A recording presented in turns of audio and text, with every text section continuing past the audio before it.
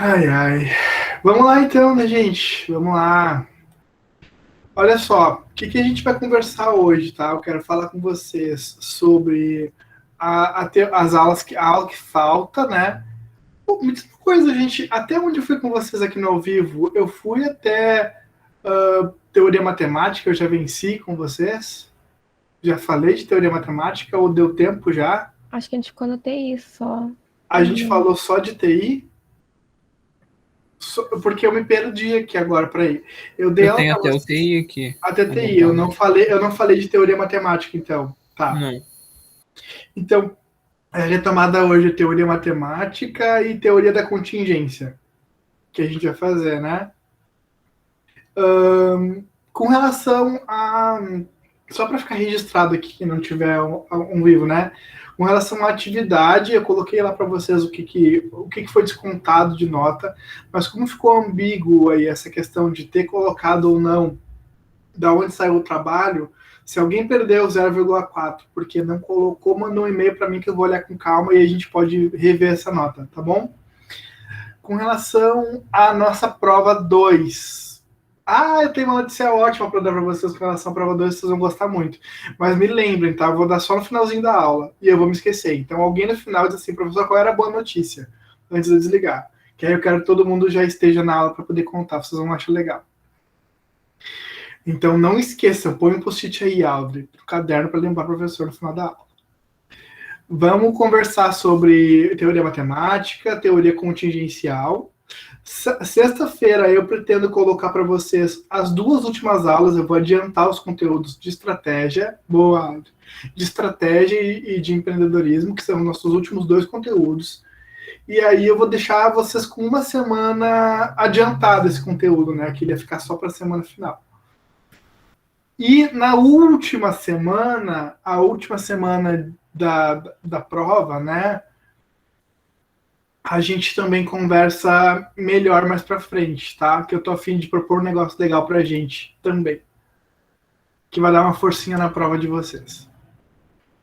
Gente, vamos lá então, sem delongas. Teoria matemática. Vocês conseguiram assistir o material da plataforma? Alguém conseguiu assistir o material da plataforma de teoria matemática e do outro também? Deu tempo? Te falar que eu não assisti ainda, professor. Eu ia assistir hoje até. Muita correria, né? Conseguiu, Marco? Quem assistir ela? Terminei agorinha a última entrevista. Eu vou te dizer que aquela entrevista da teoria matemática, pelo fato de ter ficado um pouco longo, não consegui ver toda daí. A entrevista com a teoria matemática era de quem? Era da professora Josi? Eu acho que foi da professora Josi, não sei se foi essa, mas eu tive que dar uma pulada. Eu tive que pular umas partes. Tava um dia corrido para mim. Sim, faz parte. A gente tem que aprender a estudar também, né, gente? Tem que aprender a ir direto ao ponto, muita coisa, né? Tá, então vamos fazer como a gente faz de praxe a nossa aula. Naquele mesmo esquema, quem puder aí, abre a câmera para dar uma força para mim, eu tô super cansado, olhar as carinhas de vocês ajuda para a aula passar com mais tranquilidade, que eu vejo as caras de vocês, certo? Gente, teoria matemática, tem algum fã de Harry Potter na aula que aproveitou essa aula como ela deveria ser aproveitada? Eu sou o Rony, professor. Tu que é o Rony do YouTube. Então essa aula veio perfeita para ti. Gente, teoria matemática. Não sei se vocês estão percebendo, mas assim, ó, de algumas teorias para cá, deixa eu me lembrar aqui. Antes da teoria matemática, a gente teve a teoria. Peraí. Antes da teoria matemática, a gente teve tecnologia da informação, né? Ali, quando a gente entrou no segundo bimestre, vamos pensar assim. A gente teve teoria de sistemas, que a gente tinha o Bertalanffy. Aí na teoria de tecnologia da informação, não sei se vocês percebem, mas eu já não dei tanta ênfase para a história do ícone da escola, né? Que é o Robert Wiener. Eu já não falei muito dele. Em teoria matemática, menos ainda. Acho que eu nem falo de ninguém assim. E aí, eu não sei se vocês perceberam isso, mas por quê? Isso é proposital, tá? Porque essas escolas, elas não têm grandes ícones. Elas não têm grandes figuras, assim, sabe? Quando a gente fala de administração científica, o Taylor, administração clássica, o Fayol, Escola das Relações Humanas, Elton Maio, é automático. Para essas escolas mais atuais, não tem muito isso, tá? A gente tem algumas pessoas que contribuem, né? Mas elas não são os ícones da escola, não dá para chamá-las assim. E a teoria matemática é uma teoria bem interessante do ponto de vista bem atual. Tá tudo aqui agora, entendeu? Tudo que a gente vê em teoria matemática ali, nada disso deixou de ser estudado, deixou de ser pesquisado, deixou de ser utilizado. Então, para não dizer que não tem nada de base teórica, tem ali o Newman e o Morgenstern, né, que eles lançam um livro deles de teoria de jogos e comportamento econômico, que qual é a ideia deles? A ideia deles é esse jogo, né, que um vai ganhar do outro. Então, se um vai ganhar do outro, a gente precisa de estratégia. E a palavra estratégia eu coloco para vocês agora, porque vai ser uma das nossas próximas aulas. Eu vou dar uma aula todinha de escolas da estratégia para vocês, o fundamento de estratégia, o pensamento em estratégia. E tudo isso está conectado com as ideias lá do Simon de teoria de tomada de decisão. Gente, vocês vão ser contadores, né? A grande maioria de vocês aqui vai ser contador, vocês não vão ser administradores. Então, o professor Zepka não tem pretensão que vocês mergulhem a fundo na teoria, nas teorias, nos teóricos. Não é isso, tá? Mas eu preciso que vocês entendam que existem ferramentas e existem coisas que podem ajudar vocês quando vocês forem lá se organizar e gerenciar suas empresas, seus escritórios de contabilidade, enfim. Esses dias até, agora não vou lembrar o nome de quem, né? Mas esses dias eu estava aqui em Pelotas, passei por um escritório, que era o escritório de contabilidade e o sobrenome de um de vocês. E aí na hora eu mostrei para a Natália, estava comigo no carro, eu falei, olha, eu tenho um aluno que tem esse sobrenome. De repente é até família. Então, muitos de vocês estão estudando para assumir uma posição no escritório de uma família, ou pensam em abrir o seu escritório depois. Então eu não estou aqui para cobrar vocês teoria, tá? Eu acho que a gente está chegando no momento da disciplina final, né? Que é muito mais a gente entender prática, entender o que vai ser feito disso. Então, quando a gente fala de teoria matemática, a gente está conectado extremamente com a ideia de decisão, tomada de decisão, processo de decisão, tudo conectado a decidir, tá? E aí a gente vai ter a perspectiva de decidir através do processo ou decidir através do problema. Quando eu falo decidir através do processo, existe um processo definido, uma coisa que a gente faz todos os dias. Quer ver um exemplo? Vocês vão entrar no Aba e vocês vão ver a aula do professor Zepka. Aí tem a aula e tem o vídeo. Aí, mas hoje eu não vou conseguir assistir a entrevista. Aí vocês decidem por ver só a aula, por exemplo. É um processo, vocês já sabem o que vocês vão encontrar quando entram no Ava. A aula e a entrevista. A aula e a entrevista, já é normal, né? Agora, quando eu falo em perspectiva do problema, muda um pouco a jogada. Por quê? Porque vocês não sabem o que vocês vão se deparar. Primeira vez que vocês abriram o Ava de vocês, a primeiro momento, certeza que deve ter rolado algum tipo de dúvida. Tem uma aula, tem uma entrevista, não estava entendendo a jogada, aí teve que assistir tudo, aí entendeu que a entrevista complementava o primeiro vídeo, aí o primeiro vídeo era sobre as mulheres não aparecerem em administração, aí depois veio o outro lá, do outro vídeo do Scherer, de cancelar ou não o Taylor. Mas assim que vocês entenderam o processo, vocês pararam de se deparar com um problema. Vocês chegavam no Ava, já sabiam o que tinha lá dentro e resolviam a sua vida. Hoje eu vou fazer isso, hoje eu vou fazer aquilo. Inclusive, uma demanda de vocês foi que vocês pediram muito para eu transformar o Ava em caixinhas. Que ele antes era uma coisa inteira. Vocês entravam e navegavam ele inteiro. Depois eu transformei ele em caixinhas para vocês. Por que eu estou dizendo isso? Porque quando a gente fala da perspectiva do processo, vocês já conhecem o processo. Vocês já entendem o processo. Então vocês já sabem que vocês só tem que escolher uma alternativa que vai ser a melhor para vocês. Hoje eu faço isso, amanhã eu faço aquilo. Trazendo para a nossa vida prática, né? Imagina que tu trabalha num lugar de digitar contratos, por exemplo. Tu vende num dia e tu tem que digitar o contrato e lançar ele no sistema. Às vezes tu tá cheio de coisa para fazer e aí tu quer priorizar a tua venda e amanhã eu coloco o contrato no sistema. Alguém já trabalhou num formato assim, de venda e lançar contratos? Vai ser bem a praia de vocês, eu acho, isso depois. Mas tem muito disso. Os vendedores, eles têm um vendedor que vende um plano de saúde, vende um plano de internet, vende um plano de telefonia. Eu fiz uma entrevista de emprego, tipo, hoje, relativo a isso daí, a consultor de vendas. Tava meio em dúvida até na entrevista lá e tal. Era sobre planos de idiomas, se eu não me engano. É bem isso, Marco. Tu vai vender, então a tua tarefa vai ser sempre duas, né? Vender e lançar isso no sistema. Só que às vezes tu tá cheio de cliente para vender e tu quer bater a meta de venda, né? O lançar o contrato é secundário, é uma coisa que tu pode fazer depois. E então a perspectiva do processo, tu sabe o que tu tem que fazer, tu consegue te organizar, te gerenciar, tipo, amanhã eu faço isso. Ou vocês com as disciplinas de vocês na graduação, vocês têm 5 disciplinas, se eu não me engano, né? Então, hoje é a aula do professor tal, mas eu tenho a tarefa tal para fazer, então eu vou pegar a aula do professor tal para fazer a tal tarefa, e amanhã eu me organizo e vejo a aula do professor. É o processo, vocês já conhecem. Agora, se é um problema, aí é diferente, porque é alguma coisa que chegou na mão de vocês naquele momento, e vocês não têm que dar uma resposta em cima de uma alternativa que vocês não têm.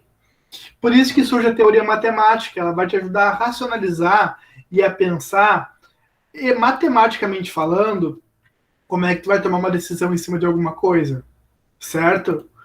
E aí, gente, surgem diversas ferramentas, metodologias e aportes e tudo mais que fica da teoria matemática. Eu trouxe algumas coisas para vocês, como a pesquisa operacional. Pesquisa operacional tem a ver com problemas que tu consegue resolver bem matematicamente, bem na ponta do lápis, tá? Através de uma dedução de uma solução. Professor, não entendi. Olha só, vocês já viram aqueles filmes mesmo de avião? Não, melhor, vocês já pegaram e acompanharam um avião de alguém que vocês estavam esperando chegar, ou que estava indo para algum lugar, preocupado, por exemplo? Alguém já fez isso? Quando alguém vai pegar um avião para ir para algum lugar, tá? Tu consegue acompanhar todo o trajeto do avião no mapinha. A empresa te mostra onde é que o avião está indo, quantos quilômetros por hora ele está indo, qual é o trânsito, se está tendo turbulência, não. É bem interessante, tu fica com o celular na mão assim e fica vendo todinho o voo do teu amigo, da tua mãe, teu esposo, sei lá, de quem estiver no avião. Esse avião andando nada mais é do que pesquisa operacional. É para tu entender, porque imagina, quanto avião tem no céu agora, nesse momento? Muitos. Eles não podem se chocar, vocês percebem? E eles não é que nem carro, que vai dar uma buzinada e o avião vai para o lado. Não existe isso, né? É tudo mapeado dentro de um sistema, que é esse grande sistema integrado aí, esse GPS aéreo, se dá para falar assim.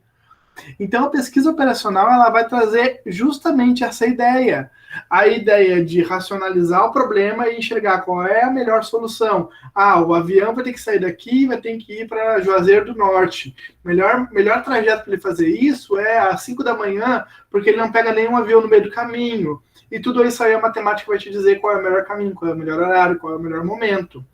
Ou então, outra coisa de pesquisa operacional. Não sei se vocês foram viajar para Porto Alegre agora há pouco tempo, se alguém andou na rodoviária de Porto Alegre há pouco tempo. Mas agora está muito em alta a questão de... ai, meu Deus. Essa questão de BlaBlaCar. Alguém já usou BlaBlaCar? Está muito em alta, né? O que acontece? Tu vai comprar tua passagem de Porto Alegre e Rio Grande, de Porto Alegre e Pelotas. Aí chega um cara do BlaBlaCar e diz assim, vem comigo que eu te faço pela metade do preço. E aí uma galera desiste de comprar a passagem e vai no carro com o cara do BlaBlaCar. Aí o que o ônibus faz? Não é embaixador que faz essa linha, não, é Planalto, eu acho. O que a Planalto faz? A Planalto espera o ônibus ir até o finalzinho, até o final da venda, tipo, o ônibus sai meio-dia. 10 para meio-dia ela vai ali na fila e diz que está vendendo passagem a metade do preço. Vocês já viram isso? Não? Por que a Planalto faz isso? Porque o ônibus vai ter que sair ao meio-dia querendo ou não querendo, vocês percebem? Se tiver uma pessoa ou 10 lá dentro, ele vai ter que sair. Só que ele espera vender todo o preço integral até quase chegar na hora, não vou encher mais esse ônibus, vou passar a metade do preço essa passagem. E aí eu pelo menos mais 1 ou 2 eu levo, esses aí eu não vou ganhar mesmo, e eles entram no ônibus. Aí é mais uma graninha que entra. Só que eles não podem fazer isso desde o início, senão o quê? Senão o ônibus vai sempre andar com todo mundo pela metade do preço. Mas não é uma decisão do motorista na hora, é uma decisão racionalizada. Ele sabe assim, se tiver 70% do ônibus cheio, os outros 30% tu pode jogar e vender pela metade. Se tiver 50%, não pode fazer isso com o resto. Isso é a matemática que define. Tá, gente? Agora vocês já sabem, né? Vamos ficar esperando até 10 pro meio-dia para comprar passagem para voltar para Rio Grande, para Pelotas. Agora eu entreguei a Planalto. Essa é mais ou menos a ideia de pesquisa operacional, tá? Eu não vou entrar nisso, porque é loucura. Pesquisa operacional é muito doido, tá? É uma coisa muito matemática, quantitativa, de matriz. Vocês já estão estudando matrizes, multiplicação de matriz, inversa, aquelas coisas, determinante da matriz. Teve bem no início isso daí, né? Em matemática. Se não me engano, foi o primeiro ou o segundo conteúdo. Isso aí é muito real em pesquisa operacional. Vai ser uma matriz multiplicada por outra, que divide pelo inverso da outra, e blá, blá, blá, e aí tu vai encontrar o ponto ótimo da decisão. Tá? Isso aí é pesquisa operacional. Quem quiser, quem acha que matriz não serve para nada na vida e que estudou de graça, joga aí no Google um problema de pesquisa operacional e vai ver como é, que é bem matriz, tá? Se resolve daquela forma. Te saindo um pouco dessa coisa mais abstrata, a gente tem ainda na teoria matemática os jogos, a teoria de jogos, que aí é bem o que vocês conhecem por jogos mesmo, né? Uma disputa. Tem alguém aqui que joga online, que joga alguma coisa online? Certo que tem. Tá com esse fone gigante na cabeça, esse fone gamer. Eu já vi. Óbvio, né, senhor? Sempre tem que jogar um pouquinho, né? Distrai a cabeça, um estresse. Eu nem tenho tempo para isso, mas... Saudades de uma época que dava para jogar. Eu não vou mentir para vocês, tá aqui meu fone gamer também, ó. Ainda preciso comprar, professor. Tá muito caro, Rafa. Gente, teoria de jogos é exatamente isso, tá? Vamos pensar em um jogo qualquer. Mas tu tá aí na tua casa, fulano tá na casa dele, e vocês estão competindo. Alguém vai ganhar. Simples, alguém vai ganhar. Então, é uma disputa de interesses. Eu quero ganhar, a Aldra quer ganhar, o Rafa quer ganhar. Só que só um vai ganhar, porque só vai ganhar quem matar os outros. Imagina isso, tá? No setor empresarial, no setor organizacional, é exatamente isso que acontece. É uma escolha de estratégia. Então, quem é que vai vencer o outro? Quem vai derrubar o outro? E aí, um exemplo claro disso é licitação. Vocês já ouviram falar de licitação, de pregão? Com certeza a Michelle já ouviu, né, Michelle? Eu já ouvi também falar que, tipo, de licitação de ônibus e transporte aqui na minha cidade tem muito isso. Já ouvi falar. O que é? Tu sabe dizer, Michelle, o que é licitação? Eu vou explicar o que eu entendo. Seria mais ou menos assim. As pessoas participam dessa licitação, vamos supor 4, 5 empresas, e a que tem o melhor preço, geralmente é a que ganha. Perfeito. Na realidade, é um joguinho para saber quem tu vai contratar. Entendeu? Porque um órgão público, ele não pode na letra da lei, né? A gente sabe que a verdade é outra, esse governo tá aí para dizer isso. Não vai entrar nisso, não fico bravo. Mas assim, a letra da lei é a seguinte, tá? O governo, ele não pode comprar coisas a bel prazer. Ele não pode, eu quero comprar tal coisa, eu quero comprar tal celular. Ele não pode fazer isso. Ele tem que comprar o mais barato. Ele é obrigado a comprar o mais barato. Ou o que der a condição do edital, né? Enfim. Então, para isso existe uma coisa... Gente, isso é muito trabalho do contador, tá? O contador vai estar muito envolvido em pregão, em licitação. Isso é muito de vocês, tá?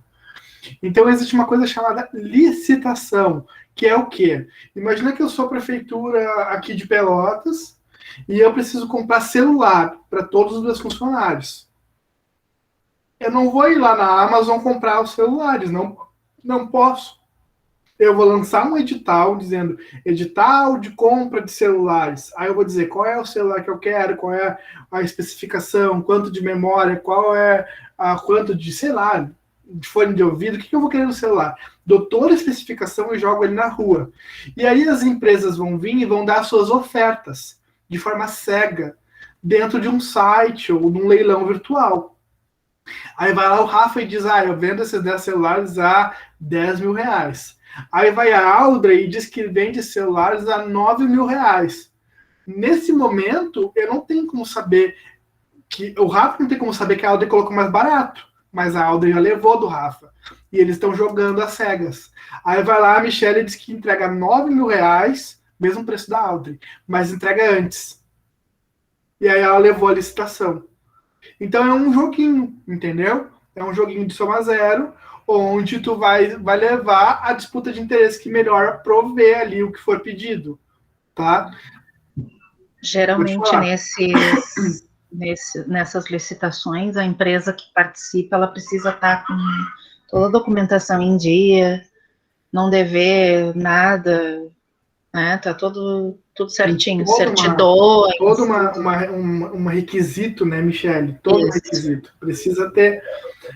Então, a licitação. Aí alguém falou licitação de ônibus, né? É muito comum isso, porque o transporte público é uma coisa do governo, né, do Estado, e aí ele concede, ele dá o direito de uma empresa explorar aquele transporte por 1 ano, 2 ou 3. Se tem uma coisa que eu tenho ódio, mas assim, ódio, é visitar minha mãe em Rio Grande, aquela rodoviária de Rio Grande pavorosa, que o ônibus para fora da rodoviária, o Pelotas para na avenida, ele não entra na rodoviária, aquilo não tem cabimento, entendeu? Um ônibus não entra na rodoviária para largar as pessoas. E isso é por causa da licitação, entende? Porque o embaixador tem a licitação e a embaixador não quer entrar e não há uma fiscalização adequada e tudo mais. Então, assim, os problemas, eles existem, por quê? Porque alguém ganhou e está explorando isso, não sei quantos anos, acho que é 4, não sei se alguém souber melhor pode me dizer, mas eu sei que de 4 em 4 anos aí vai acontecer uma nova licitação, e aí vai vir lá a empresa que está há 20 anos atendendo, e o Zé, porque acabou de chegar no mercado de transporte com 10 ônibus, quem é que vai levar a licitação, gente? Óbvio que vai ser a empresa que já está há muito tempo, né? Aqui na cidade teve certas linhas que daí quando mudaram a licitação simplesmente foi cortado. Tipo, o ônibus deixou de passar em certos lugares. O interesse é comercial. Qual é a cidade, marca Rio Grande? Não, eu moro muito distante de Rio Grande, eu moro em Candelária. Eu moro em Candelária. Candelária. É bem isso. É bem isso. Assim, é um interesse comercial por trás, né? Babá, vou parar de problematizar, senão a gente vai ficar falando, né? E aí eu vou falar, se eu começar a falar da manifestação de ontem, aí a sala acaba. Acabou. Tava uma fiasqueira aqui. Não, na minha cidade tá uma fiasqueira. Vou fingir que eu não te ouvi assim, Marcos, senão eu vou ficar irado aqui. Quem me segue no Insta viu minha revolta ontem. Mas vamos deixar para depois. Tá, aí depois a gente tem ainda dentro dessa teoria matemática, a teoria de filas, tá? O que é a teoria de filas? É exatamente o que vocês conhecem por fila, entendeu? Fila, cadê o Felipe do supermercado? Felipe, estás aí? Aí, vai lá no Guanabara, estás aí? Vai lá no Guanabara do Cassino. Eu tô escutando pelo celular. Vai lá no Guanabara do Cassino, tem todos os caixas, né? Vai lá no Guanabara do Cassino no verão, não tem aqueles caixas lá da ponta que só abrem pro verão? Tá, tem. Todo ano, deixa eu lembrar. A partir de agora, mês que vem, outubro, eles começam a contratar mais gente pro veraneio. Aí, pra ter mais importador, mais aspirador, mais fiscal e escrambar o 4. Porque aumenta muito o volume, né, de gente andando no super, aquela coisa toda. Só que a teoria de filas, ela é uma teoria matemática para dizer exatamente quantos caixas tem que ter ali para ser otimizado. Não é uma coisa da cabeça lá do dono do Guanabara, sabe? Ou pelo menos não deveria ser, né? Ah, bota mais 10. Não é bota mais 10. É tipo, se colocar mais 10, as filas ficam mais curtas. Mas ainda assim elas não ficam na velocidade que eu quero. Então botar 11. Ah, com 11 fica perfeito. Se botar 12, as filas ficam mais rápidas do que um cliente vai reclamar. Então não vale a pena eu ter o 12º caixa. Eu deixo 11. É uma teoria matemática que vai dizer quantos caixas precisa ter aberto. Percebe? E isso é a teoria de filas. Eu trouxe o exemplo do super, mas assim, logística, todas as logísticas de suprimento, de saída, logística de sei lá, gente, naval, logística aérea, logística rodoviária, ferroviária. Alguém que trabalha com logística, gente? Não? Todas as logísticas, tá? Elas trabalham com isso. Tô para ver vocês trabalharem no mercado de trabalho, que aí vocês, que eu sei que alguns trabalham, né? Mas aí quando toda a galera for para os seus estágios, para suas coisas, vai ter um outro gosto esse curso aqui. Vai ter um outro gosto, ciências contábeis para vocês. Mas aproveitem bastante enquanto dá tempo de jogar, estudar e jogar, tá? Quando você começar a trabalhar, só vai dar tempo de trabalhar e de estudar. Gente, outra coisa que a gente E olhe lá. E olha lá, né, Michel? Às vezes dá tempo de estudar, trabalhar, mas não dá tempo nem de lavar a louça em casa. É verdade. Gente, depois a gente tem a teoria dos grafos, tá? A teoria dos grafos é uma teoria que encadeia as coisas. Lá na primeira aula, eu acho, eu falei do gráfico de Gantt. Muitos de vocês botaram até na prova o gráfico de Gantt, que é esse gráfico, né, que encadeia as tarefas. Então, por exemplo, eu preciso de tal coisa terça-feira às 8. Mas para acontecer tal coisa... Vou dar um exemplo real. Só consigo pensar em super hoje, Felipe, desculpa. Mas aqui, eu preciso das prateleiras todas prontas terça-feira às 8. Para as prateleiras estarem todas prontas às 8, eu preciso que 3 pessoas lá de prateleiras estejam trabalhando na terça-feira às 8, até às 8 da noite. Aí eu preciso que as gôndolas estejam prontas na quinta-feira. Só que para a gôndola estar pronta na quinta, eu preciso dos 3 funcionários que já vão estar liberados da terça e que o produto da gôndola tenha chegado até quinta. Então eu tenho 2 tarefas simultâneas aí acontecendo. E aí é um exemplo bem simples, bem bobo que eu dei só para vocês entenderem que existe uma simultaneidade. Posso dar um outro tipo de exemplo? Oi? Posso dar um outro tipo de exemplo? Por Claro. exemplo, a gente faz os nossos inventários de produtos de prateleira de salão uma vez ou 2 ao ano. Uhum. Ou seja, a gente organiza dias antes para poder separar com um vão, porque uma terceirizada vai contar, e a gente reconfere elas.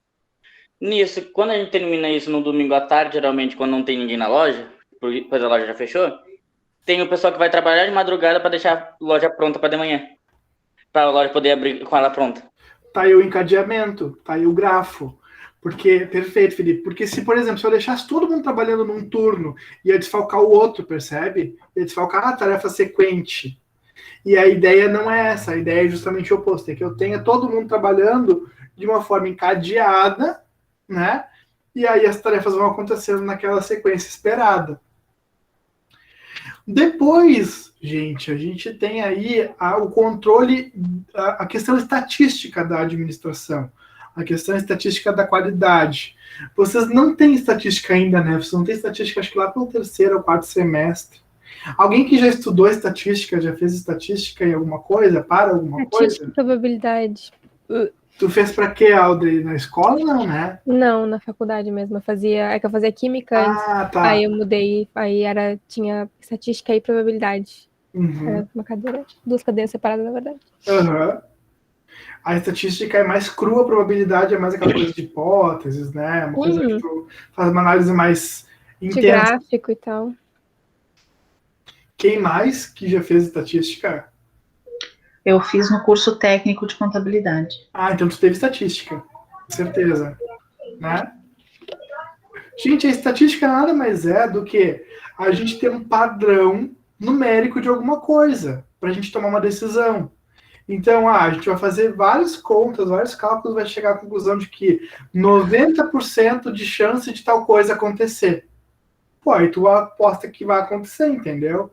Pode estar triazarado e dar uns 10% de não chance, entendeu? Mas normalmente tu vai apostar pelo número maior. Com 5% de intervalo de confiança, a hipótese está aceita. E aí, se a hipótese está aceita, tu dá sequência naquilo ali. Quer ver um exemplo claro de estatística? Remédio. O remédio, 95% das vezes ele funciona. Mas sempre tem um infeliz que vai tomar o remédio e vai dizer, para mim não funciona. Para mim não funciona. Não tem isso? O site de aposta também é outro, né, professor? Claro que sim. Claro que sim. Mas aí, o remédio não funciona para todos, né? O que eu vou fazer? Vou parar de vender ele? Não vou vender. Porque 95% vai estar completamente, vai se tratar com aquele medicamento. Outro exemplo que não vou problematizar, pelo amor de Deus, mas camisinha 99%, né? Se eu não me engano. Alguém coloca aí no Google quantos por cento camisinha funciona, uma coisa assim que ela vai dizer. Mas é 90 e poucos. Tem um 1%, 2% ali que não protege, que a pessoa vai pegar a doença sexualmente transmissível ou ela vai engravidar. E aí, às vezes, tem até aqueles memes, né? Qual é a reclamação? A reclamação é o filho que eu tive, porque eu usei camisinha e ela engravidou. Acho que é 98%. 98%. Tem 2% azarado aí que não vai funcionar. Mas 98% se protege usando camisinha. Então é exatamente essa a ideia do controle estatístico de qualidade, tá, gente? Quando eu falo de estatística nesse aspecto, eu estou querendo dizer que a estatística vai me ajudar, vai me servir a tomar uma decisão estratégica dentro da minha empresa, da minha organização. Então, eu vou ter um padrão estabelecido de quantos por cento eu quero que aquilo dê certo, vamos dizer assim, tá? Vou dar um exemplo. Agora eu me lembrei da semana passada de brincando de lanche, vou dar um exemplo disso. Tu vai fazer lá o teu lanche, Michele, que tu trabalha. Um lanche que dá errado, tudo bem, faz parte. 2, 3 ou 4 ou 5 já não faz parte, já tá dando prejuízo. Uhum. Se 3 ou 4 dá problema, tu tem que mudar a tua forma de fazer o lanche, ou tu vai ver qual é o ingrediente que tu usou, ou enfim, tu vai reformular, tu vai repensar. Entende? Um faz parte, pode ser até um consumidor que estava de cara, não gostou, enfim, mas muitos não. Essa é a grande ideia por trás do controle estatístico de qualidade. Então, eu estabeleço um padrão do que eu coloco como tolerável, né, o erro tolerado, e o resto eu não tolero. E aí eu vou comparar. Como é que eu vou comparar? Vou comparar através da estatística. Aí eu preciso que vocês pensem em uma coisa grande aqui, pensem numa produção de remédios, ou uma produção de uma coisa com muita quantidade, entendeu? O que acontece? Tu vai lançar aquela produção, tá? E aquilo tá indo, ao toque de caixa. Em algum momento, vamos pensar na produção de caneta mesmo, pode ser, tá? Tô produzindo caneta e tô largando a lotes de produção.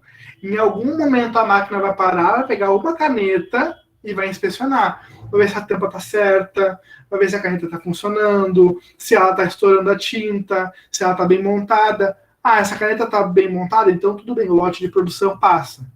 Aí se aquela caneta que tu tirou, ela tá ruim, aí tu para e tu inspeciona o lote. E aí isso é a questão de inspeção aleatória, de inspeção por amostragem, tá? Vocês já ouviram falar de recall de carro, por exemplo? Não? Alguém já? Nunca viram na TV? A empresa Renault solicita que todos os carros do modelo tal venham para o recall. Não é porque tem um problema numa peça, alguma coisa? É algo assim, não é? Eu já ouvi falar disso quando eu tava vendo alguns vídeos, aparecia que determinados tipos de carro tinham que voltar para fazer a revisagem. Isso aí, o recall é assim, ó. Tu tá produzindo aquele carro, tu não vai parar e inspecionar um por um, tu vai produzir para jogar no mercado, entendeu? Tu quer vender ele em seguida.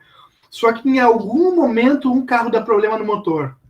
Aí daqui a pouco um segundo carro do mesmo modelo dá problema no motor. E um terceiro, e um quarto, a gente percebe, esse carro não estava bom. Todos os carros produzidos naquele lote, naquele dia, do modelo tal, de Sandero, 2015, tem que voltar para o recall. Aí volta para a empresa vai te dar outro, ou vai, vai revisar, não sei o que a empresa vai fazer. Mas aí é a inspeção, aí todo lote passa a ser inspecionado. Gente, isso é papel do contador também. Tudo é papel do contador. Vocês estão muito ferrados nessa aula, porque é tudo de vocês, entendeu? Porque alguém vai chegar para vocês e vai dizer, quantos por cento eu preciso? Contadora, contador. Quantos por cento eu preciso fazer? Quantos por cento eu posso tolerar? E aí vocês vão ter que saber dizer para eles, entendeu? Vocês vão ter que saber calcular para quem está contratando vocês essa entrada, essa saída de quantos por cento tolera, quantos por cento vale a pena de tu deixar... se tu parar para inspecionar todo o tempo, tu perde tempo de produção, então não vale a pena inspecionar item por item. Imagina uma empresa de caneta que eu for parar uma caneta por caneta e parar e riscar com ela para ver se ela funciona. Que trabalheira, né? Não ia conseguir produzir com velocidade. Então existe um cálculo matemático por trás disso, que é a questão da qualidade, tá? Do cálculo de qualidade. E aí eu deixei um estudo para vocês no Ava, e deixei no slide, não sei se eu botei no Ava, que é um estudo que eu fiz com o professor Samuel Bonato. Alguém conhece o Samuel Bonato, da FURG? Ele é coordenador do curso de administração. E a gente fez um estudo sobre a mão de obra no processo de montagem de lixeiras, a linha de montagem de lixeiras. Então, era uma lixeira de inox, né? E aí a lixeira ia e tu instalava o pedal. Aí ela andava mais um pouco, tu botava a tampa. Aí andava mais um pouco, tu botava uma parte de plástico dentro dela. E a gente fez o cálculo, então, de quanto tempo aquilo ali deveria parar, qual era o tempo máximo que aquilo ali poderia ser parado para inspecionar e qual era a quantidade mínima de erro aceitável para aquilo ali ir para o mercado. Esse estudo ficou bem legal. A gente publicou ele na revista de Administração e Turismo, ficou bem interessante. Quem quiser ver isso que eu estou falando de forma prática, vai lá, baixa, pelo menos olha os gráficos para entender um pouco da jogada, tá bom, gente? Depois, a gente tem a perspectiva de controle de qualidade total. E aí percebe, antes eu estava falando de controle estatístico de qualidade, tá? Vou até escrever aqui, ó. Controle estatístico de qualidade. Eu estava falando de SEC, controle estatístico de qualidade. É o que isso? É o que eu estava explicando, é o controle através dos números do lote de produção, da quantidade que vai, do tempo que fica, enfim. Mas tem a ver com o produto, tem a ver com a produção, certo? Quando eu trago para vocês a questão de controle de qualidade total, aí ó, controle de qualidade total, é o CQT. Controle de qualidade total tem a ver com uma ótica de controle como uma estratégia da organização. Então, aquela organização, ela não tolera erros. E aí o controle faz parte do coração daquela empresa, tá?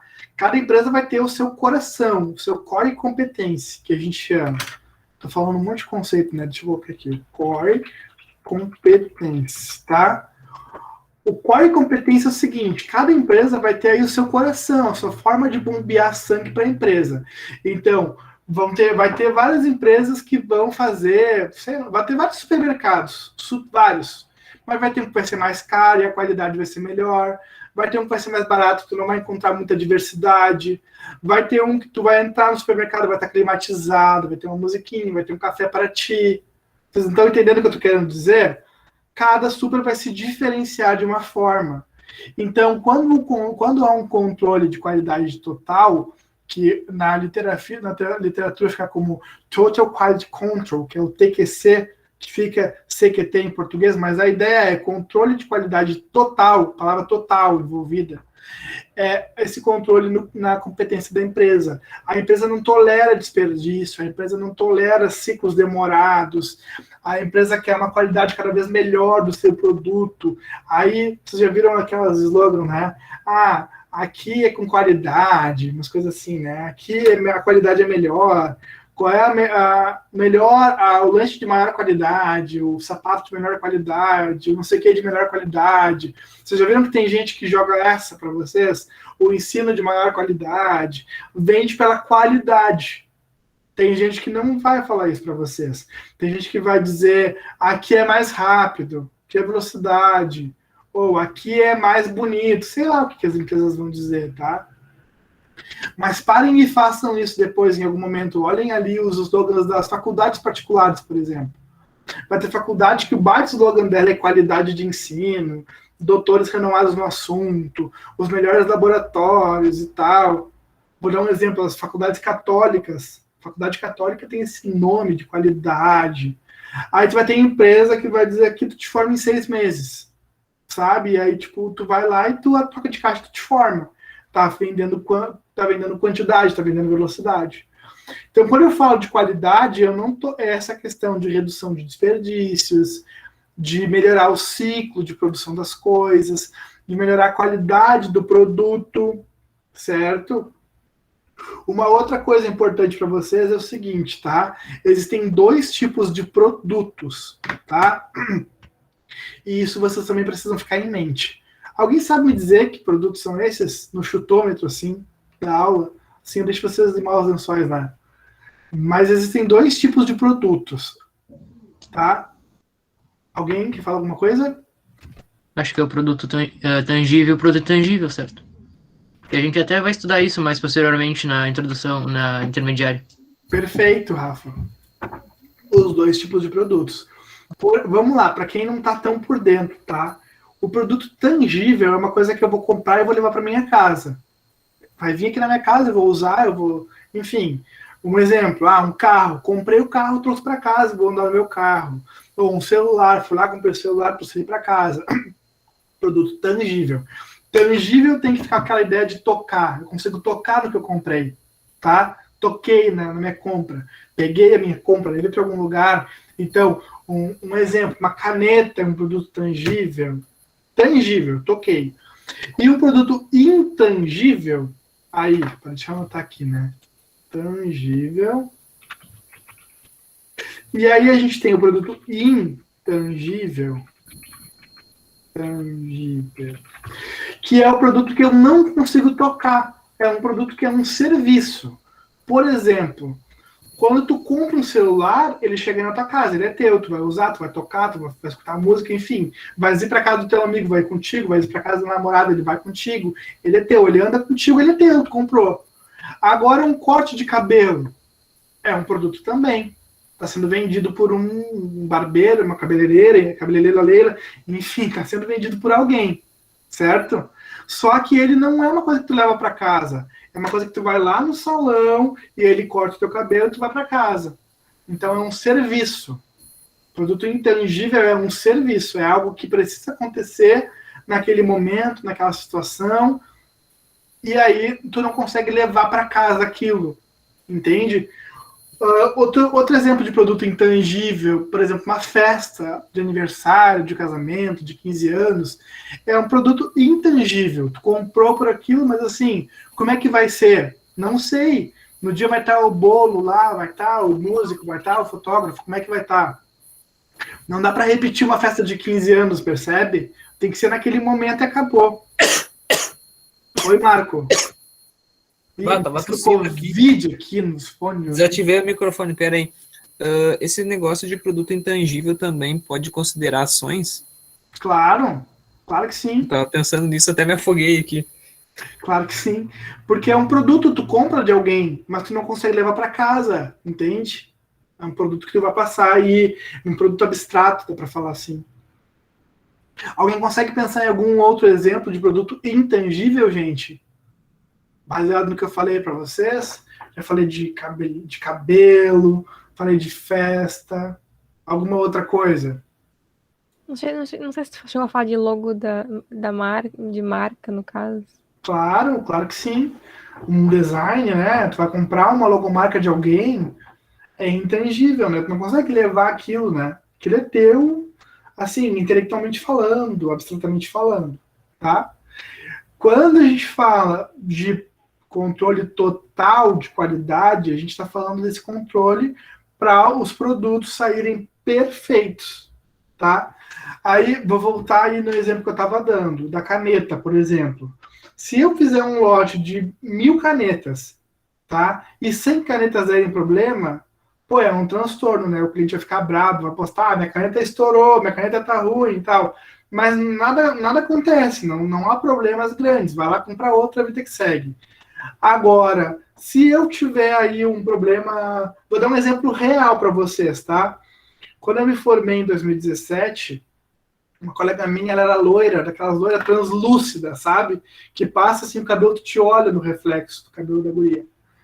E aí ela comprou um vestido para missa de formatura, e o vestido era um vermelhão, assim, bem bonito o vestido da Jéssica, mas era um vermelhão. O que aconteceu no meio da missa? Ela suou, o vestido soltou tinta, tingiu o cabelo dela 2 dias antes da formatura.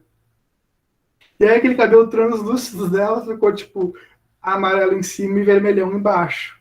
E não tinha o que fazer, gente, tá?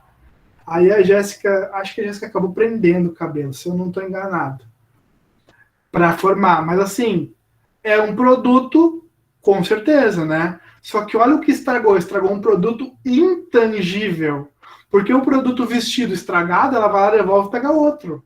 Ah, esse vestido está soltando tinta, me dá um que não esteja. Pega um outro vestido dela para casa. E o produto formatura dela, que ela sonhou em entrar com o cabelo solto, sei se é ou não, né? Mas sonhou em entrar com o cabelo dela translúcido na formatura, não deu. Então é um produto que acontece naquele momento. Então aquele produto não pode ser corrigido. É a Professor. experiência. Oi, Ana. Boa noite, tudo bem? Deixa eu Boa tirar uma noite. dúvida. Mas aí, por exemplo, no caso de um software que você comprou para sua empresa, você vai estar usando ali todo dia. De um quê? Desculpa, um shopping? Um software, por exemplo, tá. que você tenha Software. comprado para sua empresa. Tá. Aham. Tu quer saber se ele é tangível ou se ele é intangível? É, porque olhando assim, por um lado, é que eu fiquei um pouco confusa, porque, por exemplo, ó, por um lado, eu entenderia como intangível, porque eu não posso tocá-lo diretamente. Só que, por outro, eu vou estar usando ele todos os dias. Ele é teu. Tá Não é certo. um serviço que eu fui, fiz e acabou, entendeu? Tá, mas aí o que acontece? O que está envolvido nessa questão, tá, Ana? Tá envolvido a questão do suporte. Porque o cara vai te vender o software, mas ele vai ter que te dar suporte. O intangível envolvido nisso aí é o serviço. Eu diria que o software, mesmo tu não conseguindo tocar nele, ele seria tangível nesse caso. Ele é tangível. Entendi. Tá? Vamos pensar que ele é teu, vai colocar ele no pendrive, vai colocar ele no CD, não sei o que vai fazer com ele, vai instalar ele pela nuvem mesmo que seja. Mas ele é tangível, ele é teu, tá? Ele não é uma experiência. Agora, o suporte, ele é uma experiência. Tá? Eu acho que a gente pode sintetizar assim, então. O tangível tu consegue resolver, né? O intangível é aquele momento, aquela coisa, aquela situação. Quer ver um outro... Mas obrigado por ter perguntado, Ana. Eu acho que é legal a gente discutir isso aí, tá? Nada, eu que agradeço por tirar dúvida. Olha só, quando a gente vai no... Vocês já foram no Beto Carreiro? Alguém já foi no Beto Carreiro aqui? Ir no Beto Carreiro é um serviço tangível ou intangível? O que vocês acham? Tangível? Não sei, na verdade. Nossa. Chuta aí, o que tu acha? Esse aí Esse também gera uma confusão, né? A marca Beto Carreiro World seria algo intangível, que seria uma marca em si, um logotipo, e o parque em si seria tangível, por causa que seria onde teria a venda de ingressos, entrada e saída. Concordo contigo, mas se eu comprar o parque para mim, se o parque for meu, se eu não comprei aquele parque, o que vai acontecer? Eu vou ir lá, vou ficar um final de semana, vou passar pela experiência do parque e vou embora para minha casa. Então, nesse caso, ir no Beto Carreiro é um produto intangível. É uma experiência que eu vou contar, que eu vou colecionar, é uma foto que eu vou tirar, é uma história que eu vou dizer, porque na montanha-russa tal coisa. Mas eu não levo para casa. Percebe, Felipe? Entendi. Entenderam? Então, o intangível é esse produto serviço, tá? Produto serviço. Se dá para falar assim. Ô, professor, Oi, Rafa. como é que fica a questão do conhecimento? Tu acha que ele é tangível ou que ele é intangível? É que, ao mesmo tempo, ele pode ser algo que tu não vai tocar, mas em si é algo que tu vai utilizar sempre quando tu for fazer alguma coisa que precise dele. Então, eu não sei. Ele é totalmente intangível. Totalmente intangível. Ele tá aqui na tua mente agora. Entendeu? Ele tá... o conhecimento é o meu caderno com as minhas anotações? Não, não é. O caderno faz sentido para ti que tá lendo, entendeu? Se de repente eu pegar teu caderno, não vou entender tua letra, por exemplo. Então já não faz sentido para mim. Então ele é intangível, completamente intangível. O conhecimento é uma coisa subjetiva, que acontece na mente de cada um. Gente, vamos avançar aqui, quero falar para vocês de indicador de desempenho. E aí, de novo, né? Muito o papel do contador. Muito. Porque indicador de desempenho, a gente trabalha com eles o quê? Medindo, avaliando, controlando resultados, tá? Então, eu preciso de, sei lá o que eu preciso. Imagina que vocês são contadores, que chega alguém na empresa de vocês e diz que precisa fazer lá o quanto que ele tem que pagar de imposto naquele ano.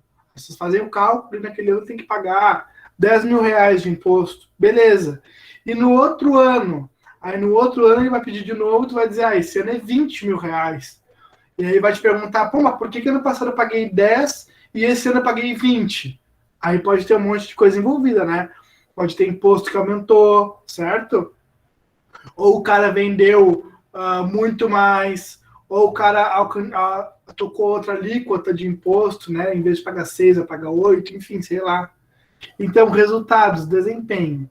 Está tudo conectado. Eu mostro isso através do número. Eu mostro quantos por cento, qual é a quantidade, qual é o número por trás daquela informação. Certo? E o indicador de desempenho, ele é um indicador de saúde na organização. Por isso que o papel do contador é tão importante, gente. Vocês são muito importantes para as empresas, tá? Hoje existem diversos softwares, sistemas, diversas coisas que podem auxiliar o trabalho de um leigo, como eu, por exemplo, com contabilidade. Mas o papel do contador ele é muito importante porque vocês vão dar o atestado de saúde daquela empresa. O quanto aquela empresa está saudável, o quanto os funcionários estão cumprindo as suas obrigações, o quanto o que está entrando de dinheiro é necessário, suficiente, se está de acordo. Vocês vão ser quem vai chegar para o empresário e dizer, olha, tu teria que tirar uma pessoa aqui da tua empresa, tá pagando gente a mais aqui. Não está saudável, essa pessoa é uma coisa além. Ou, tu está produzindo a menos, tu poderia produzir mais, então tu poderia contratar uma pessoa. Quem vai dar esse veredito aí para o empresário são vocês, que vão conseguir ler relatórios de desempenho, tá? Relatórios financeiros de desempenho e também não financeiros. E aí, gente, eu também fiz um estudo, a professora Lívia Dávila e a Franciele Pereira. A professora Lívia, ela é professora do mestrado em administração da FURG, e a Franciele, ela é técnica da IBSER, da FURG de Rio Grande. E a gente fez um estudo mostrando todos os indicadores de desempenho em serviços e produção. E aí, quem quiser dar uma olhada nesses indicadores, também fica aí no slide para baixar, para olhar. Só que indicadores de desempenho, eles estão muito conectados com a questão de número, tá? De quantidade, de valores. E aí existe uma ferramenta chamada Balanced Scorecard, que é o BSC, ele é conhecido assim, BSC, e ele coloca indicadores não só para questões tangíveis, não só para questões numéricas, mas também mede questões subjetivas, intangíveis. Vai medir a questão de qualidade dos clientes, de qualidade dos processos internos, velocidades. Então, existe também uma matemática por trás do que é intangível, tá? De novo, eu não coloquei aqui no slide, mas poderia ter colocado. A gente fez um estudo, eu e a professora Lívia também, sobre a fidelização dos clientes, analisando por que os clientes ficam fiéis a uma empresa. E a gente percebeu que os clientes preferem uma empresa do setor de gráfica pela questão do espaço físico. Eles preferem ter um bom espaço para se sentir bem atendidos. E aí, isso não é uma coisa que tu consegue dizer o número, percebe? Não dá para colocar um número no espaço físico e dizer, o cliente disse que 3 metros a mais, 4 metros a mais, não é uma coisa assim. É uma coisa que o cliente percebe que o espaço está pequeno e ele quer um espaço maior. E aí tu que lute para encontrar o número. Então essa é a jogada do Balanced Scorecard, ele vai mostrar indicadores para coisas não financeiras, tá? Gente, o que fica de apreciação crítica, tá?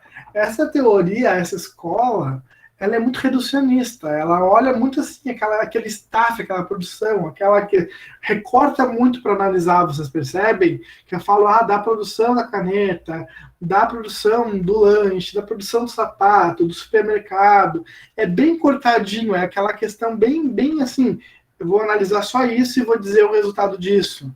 Então, ela acaba se tornando muito instrumental, ela acaba parecendo muito aquela teoria do Taylor. Vocês lembram do Taylor lá, daquela administração científica, do tantos funcionários têm que fazer tantos produtos em tantas horas, com tal cronômetro, com tal ferramenta.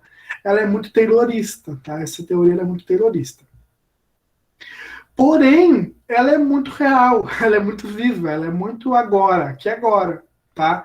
Então, gestão de materiais, gestão de operações, gestão da qualidade total, de melhoria contínua. Vocês já devem ter escutado, por exemplo, O primeiro a entrar, o primeiro a sair, o primeiro a entrar, o último a sair, essas coisas, né? Isso aí é gestão de materiais. Oi? A gente tá aprendendo isso até agora. Isso aí é a vida de vocês, gente, para onde vocês vão trabalhar. Isso aí é puramente teoria matemática na administração. Puramente, tá? Essa contribuição que tem em cima da teoria matemática. Aí eu trouxe a professora Josi para conversar sobre racionalidade instrumental e racionalidade subjetiva. Eu sei que não deu tempo, né, de alguns de vocês assistirem, mas, ficou muito legal a entrevista com a professora Josi, muito legal mesmo. Eu vi que alguns de vocês ficaram bem provocados, assim, pela fala dela, né? Eu vi pelos comentários do YouTube que eu perguntei o que vocês podem fazer de subjetivo, né? Porque às vezes a gente fica tão instrumentalista e a gente não consegue pensar o que pode ser subjetivo, proposto subjetivo, né? Aí, eu vou dar um exemplo para vocês, tá? Eu podia ser um professor de vocês que colocava lá os materiais no AVA e vinha aqui fazer uma prova. E nem dava aula ao vivo, por exemplo. Bem instrumental, sabe? A aula tá no AVA, a prova tá aí. Vocês já ouviram falar, o professor falar assim, conteúdo tá dado, eu não preciso saber disso, vocês é que tem que saber isso agora. Isso aí é bem instrumental, tá? É o preto no branco. Mas existe uma questão subjetiva que é o quê? Ensinar a vocês algumas coisas que são subjetivas, que ninguém vai dizer para vocês. Por exemplo, ninguém vai dizer para vocês tem que usar BNT no trabalho. Aí vai lá o Zé, que dá maior trabalhão, ensinar vocês, ou fazer um template, ou um monte de coisa, para vocês pelo menos ter a questão subjetiva de como é que vocês vão ter que entregar os trabalhos de vocês. Ou vai lá o Zé para chamar a atenção de vocês, descontar uma nota de um trabalho porque esqueceu de fazer tal coisa. Me dá maior trabalho descontar a nota de vocês porque vocês esqueceram de fazer alguma coisa. Mas aí eu provoco vocês ao quê? Que tem que ler inteiro as coisas. É verdade, né? Perdi nota porque eu não li, cara. Vou ter que começar a ler mais as coisas. Aí vocês ficam com aquela dúvida na cabeça de vocês, com aquela sementinha. Então, essa questão subjetiva, né? O que eu faço além? O que eu faço por ética, por moral? Gente, e aí a gente fecha a teoria matemática, tá? Que com essa questão da racionalidade, de formas de pensar a racionalidade. Vamos para outra. Vocês querem perguntar alguma coisa, gente? Querem falar alguma coisa? Não? Tá tudo certo. Vocês estão exaustos, né? Eu tenho consciência. Tô vendo nas vozes de vocês. Vamos para a teoria contingencial, então, tá? Vocês conseguiram dar um play nessa teoria? Alguém conseguiu dar um play na teoria contingencial? Passar o olho na teoria lá no AVA? Deu tempo? Se não deu, não tem problema, pode dizer que não vou ficar triste. Eu não vi. Eu assisti a aula e achei muito boa. Tu achou muito boa? Olhei hoje de tarde. Agora foi uma aula stand-up. Não, melhorou o meu dia. Muito boa. Foi uma aula cheia de memes, né? Gente, teoria contingencial, tá? A ideia contingencial é uma ideia do que, olha só, aqui a gente vai filosofar agora, né, um pouco. Peguem os cafés, os charutos para de filosofar. Mas assim, a ideia de contingência é uma ideia do que pode ou não pode acontecer. Isso aqui pode acontecer, ou isso também não pode acontecer. Pode ser que não aconteça. Que viagem, né, professor? Um pouco. Nós vamos tentar botar o pé no chão dessa teoria, tá? A gente viu um monte de teoria, um monte de ferramenta, um monte de coisa, né? A gente viu... Vou até me prestar abrir o cronograma que tá aqui, olha só. Olha o que a gente já estudou aqui. A gente estudou administração científica, administração clássica, estruturalismo, neoclássica, humanismo, burocracia, desenvolvimento organizacional, teoria de sistemas, tecnologia da informação, teoria matemática, um monte de coisa. Aí eu pergunto para vocês, eu apresentei as teorias para vocês em caixinhas, né? Hoje é aula de tal coisa. Mas será que alguma organização se fecha em uma teoria só? Será que alguma organização, essa organização é estruturalista, essa é burocrática, essa é humanista, Vocês acham que dá para recortar as organizações assim? Que cada uma é alguma coisa? Eu acho que não, até como o senhor fala na videoaula lá, porque, tipo, depende muito da parte da organização, o que vai ser utilizado ali. Por exemplo, tem a muita parte que vai coisa. ter que ser usada burocrática, outras vai ser usada essa Perfeito. contingencial. Perfeito, não tem como, gente. As organizações são orgânicas. Lá quando a gente falou de teoria sistêmica, a gente falou do sistema aberto, né? A parte de fora da organização influenciando o lado de dentro da organização. Então, as organizações elas não têm um modelo próprio, entendeu? Elas adotam aí ferramentas, instrumentos, partes de teorias e vão montando o seu combo organizacional. E é por isso que vocês fazem a disciplina de fundamentos de administração. Porque vocês vão ir trabalhar e vocês vão fazer o combo de administração de vocês. Eu tenho certeza que teve coisa que vocês viram nessa disciplina que vocês ficaram pensando, que bobagem isso, nada a ver, não vou usar isso para nada na minha vida. E teve coisa que vocês viram na disciplina que, pô, mas isso é interessante, de repente eu vou usar isso. Então, vocês vão fazer o combo de significação de vocês. E a teoria contingencial, ela veio exatamente nesse sentido, tá? Do que é incerto. Então, uma empresa, uma organização, vou tentar dar um exemplo para vocês, tá? Vamos pensar numa empresa enorme de Rio Grande. Me fale uma empresa enorme de Rio Grande, da cidade. O que tem? Deixa eu pensar. Uma refinaria. Vocês conhecem a refinaria Ipiranga? A refinaria rio-grandense agora, né? Olha a refinaria, tá? Ela tá ali produzindo, né, o petróleo, enfim, o que tiver que produzir. O que tem ali dentro dessa refinaria? Os colaboradores, né? Os trabalhadores, os colaboradores, os chefes, enfim. Mas vocês percebem que a refinaria ela tá tão imbricada do ambiente que se a refinaria sair da cidade de Rio Grande, vai dar um colapso aí financeiro em Rio Grande de alguma forma, né? Quantos empregos vão sair? Quanto desemprego aconteceria? Quanta gente ia ficar sem o seu emprego? Quantas famílias iam ficar na miséria sem a refinaria na cidade? Então a refinaria ela já não é uma empresa, mas ela já é meio que parte da cidade. Percebe? Existem outras pessoas interessadas no sucesso da refinaria que não só os chefes, que é lá a pessoa que vende alguma coisa para a refinaria. Vocês estão entendendo o que eu estou querendo dizer para vocês? Ela é esse sistema que está dentro de um suprassistema, que é a cidade de Rio Grande, e que está tudo envolvido. É difícil dizer quando começa e quando termina a refinaria, porque as pessoas trabalham na refinaria, a refinaria vai estar presente em diversas coisas, a refinaria está presente aqui na aula do professor Zé Épica agora, a gente falando dela. Então ela está muito viva, muito presente, tá? Aí pensa comigo numa coisa, olha só. Jogo de futebol. Tem algum torcedor do Grêmio aqui? Só do Grêmio. Se for do Inter, eu já vou reprovar vocês. Se alguém quiser dizer que é colorado, eu já reprovo, mas eu vou deixar vocês falarem, tá? Se vocês são colorados ou gremistas. Tô brincando, gente, mas é que aqui tá muito misturado a turma, né? Vocês nem no Rio Grande do Sul muitos estão. Pra quem vocês torcem, gente? Falem aí pra mim. Que é Inter, senhor. Pro Grêmio. É Inter, né, Rafa? Eu torço pro Grêmio perder só. Ah, tá. Marco, Rafael. Só para anotar aqui direitinho o nomezinho de vocês aqui, para ver quem eu vou rodar. Gente, tô brincando, tá? Mas assim, ó, vocês têm hábito de ir ver jogo, de ir nos estádios ver jogo? Não?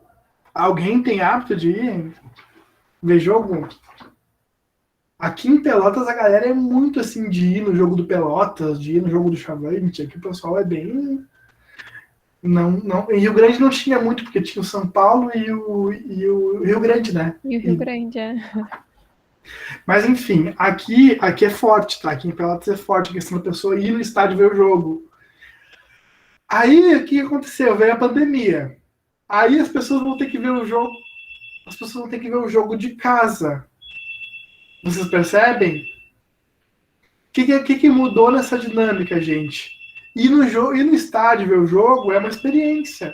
É chegar no jogo, assistir o jogo, mas aí tu compra um cachorro quente para assistir o jogo antes ou depois, aí tu compra um boné, tu compra alguma coisa, tu entra no estádio com aquilo, tu sai do estádio, tu fica brabo aí, ou tu tá feliz e quer tomar uma cerveja, mas assim, tu vai para comprar um produto, quer assistir o jogo, e quanta coisa tu consome ali, tu consome um lanche, tu consome uma cerveja, tu consome uma camiseta, tu consome um boné, e aí quando o jogo passou a ser digital, pela TV ou pela internet, enfim, o que aconteceu? As pessoas que ganhavam o seu dinheiro vendendo lanche no estádio não têm trabalho. Entendeu? Elas não têm trabalho.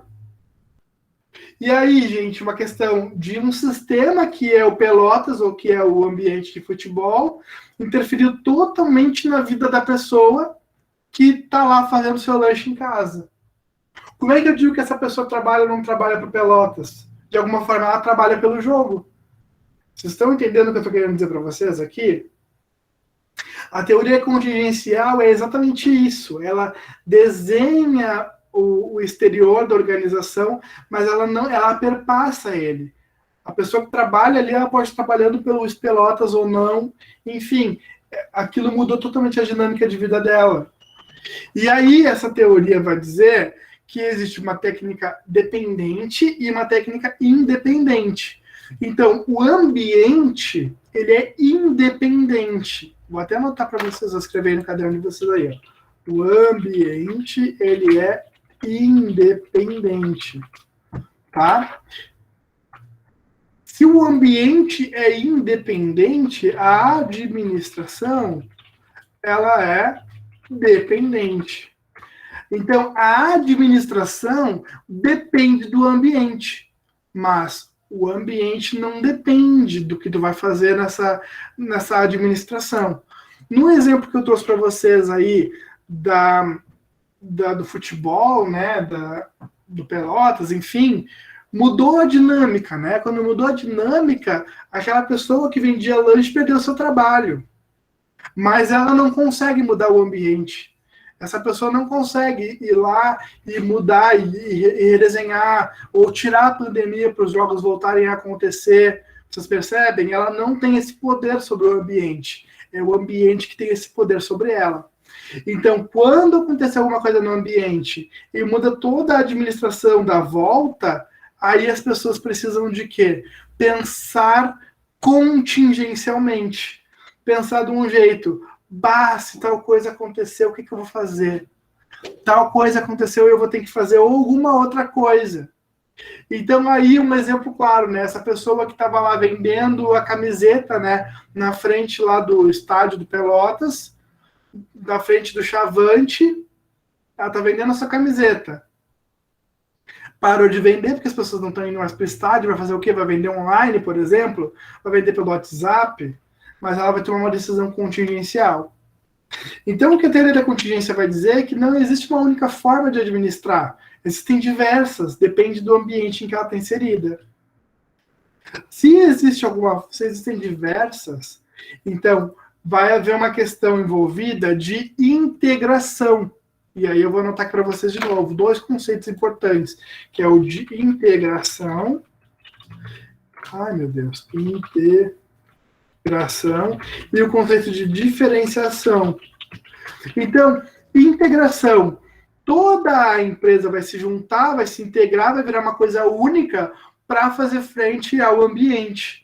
Nesse exemplo aí que eu dei para vocês, de uma pessoa que vende ali essas camisetas no estádio Pelotas, vai juntar com outras pessoas que vendem outras coisas, vai fazer uma lojinha online para vender online, para vender pelo WhatsApp, enfim, vai integrar, certo?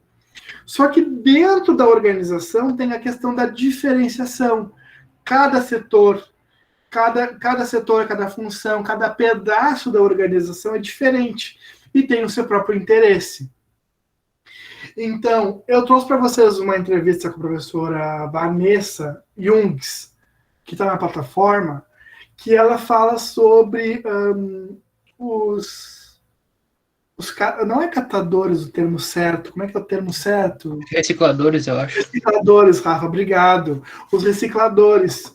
é uma associação de recicladores e eles têm uma organização deles, né? Cada reciclador participa dessa organização, mas cada um tem a sua vontade, cada um é diferente, cada um pensa de uma forma. E aí, quando ele pensa daquela forma, eles têm brigas, né? Eles têm desentendimentos. Nesse desentendimento deles, o que acontece? Eles precisam se resolver as diferenças deles para poder integrar, para poder responder ao ambiente, né? Porque o reciclador, ele vende lá o que ele coleta, né? Ele coleta e ele leva para alguém para fazer alguma coisa, para fazer a reciclagem. Só que ele sozinho ele não tem nenhum poder de negociação. Ele leva, eu vou te pagar R$10. Pô, o cara passou o dia inteiro trabalhando para pagar R$10 para ele. Absurdo, né? Por quê? Porque a pessoa sabe que amanhã ele vai voltar e vai me vender de novo. Agora, se tem uma organização, tem várias pessoas trabalhando, não é R$10, é 30. Ah, mas eu não vou pagar tudo isso, tudo bem, então amanhã eu não te vendo. Aí o comprador, no mínimo, vai ter que ceder a exigência, vai ter que comprar por 30. Porque existe uma integração lutando contra o ambiente. Quem não conseguiu ainda assistir o material da professora Vanessa, dá uma olhada, gente. Nem que seja ali, vai direto na parte das perguntas e pesca, né? A entrevista ficou bem interessante. Mas então, quanto mais setores a empresa tiver, quanto maior ela for em tamanho, em setores, em funções, em diferenciação, mais difícil vai ser integrar ela. Mais difícil vai ser ela pensar como uma única forma. Apesar de todo mundo querer a mesma coisa. Apesar de que a organização quer a mesma coisa. Quer ver um exemplo para vocês sacarem isso? Vocês estão todos aqui, o que vocês todos querem é o diploma de vocês de bacharelado em ciências contábeis. Lindo, pela FURG, né? Em 2025, né? Bacharela em ciências contábeis. Lindo! Mas vocês têm diversas maneiras de chegar nesse diploma.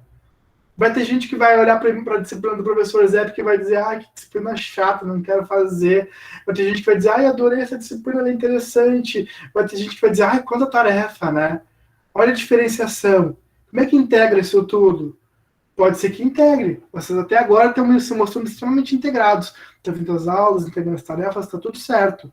Mas não sei se integraram ou não, né? Nessa última tarefa, vocês se ajudaram a fazer a tarefa 4? Que era a minha ideia de vocês se ajudarem, por exemplo, de repente vocês conseguiram. Ou de repente vocês são tão diferentes que, eu faço isso aqui sozinho, não quero falar com ninguém, essa pessoa me irrita. Entendeu? É difícil integrar quando é muito diferente.